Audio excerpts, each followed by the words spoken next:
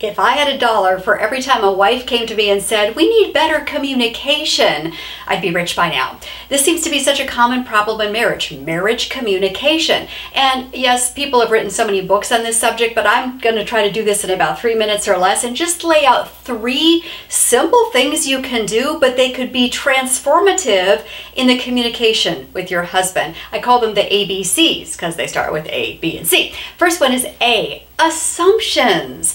Isn't it interesting how we assume that our husbands know what we want, know what we need? I mean, how many times have you thought, he should just know? Why do I have to tell him? Or you hint about something and you're just shocked silly when he does not pick up on your very clear hint. I mean, any woman would have picked up on the hint, but he didn't because he is not a woman. This is what I have learned. For men, it's not like they're trying to be, dunderheads or something, but they just don't think like women. And so when you want something, need help with something, just do them a favor and spell it out clearly. Tell him exactly what you're asking for and even the timing in which you're asking for it, so he's not oblivious to that either. Here's an example. Let's say you have a bunch of people coming over for dinner, your house is a mess, you haven't even started the dinner, and you're like, ready to tear your hair out. Your husband walks through the door and you say, I'm so overwhelmed, everyone's coming over shortly. And you think you've clearly communicated, help me, but you never actually said that. So he goes and plops down and starts watching ESPN. And you're like, what? And so you're frantically cleaning and you're getting more and more irritated and resentful and like, I can't believe this man, when you never actually asked for help and you didn't even do it in a clear way. I've learned that instead of just saying, hey, can you do the vacuuming, or can you, pick up the living room, actually say, can you pick up the living room by 5 p.m.? This is clear communication. So don't assume that he knows what you want or need. Just spell it out clearly for him. Okay, the second letter is B. Believe the best.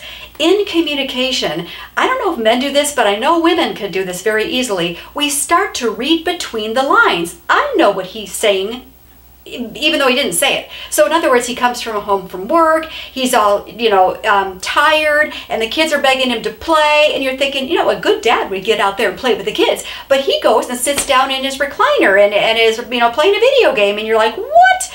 He doesn't even love his kids.